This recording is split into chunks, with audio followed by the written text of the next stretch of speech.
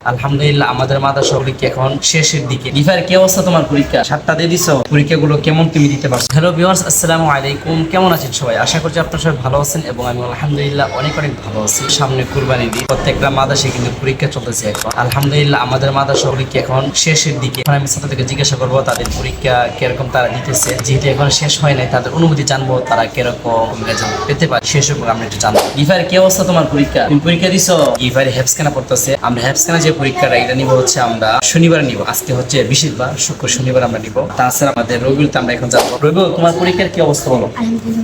ভালো চলতেছে। কয়টা পরীক্ষা দিছো? 7টা দিয়ে দিছো? মাশাআল্লাহ। বাংলা ইংরেজি অঙ্ক তো দেওয়া শেষ না?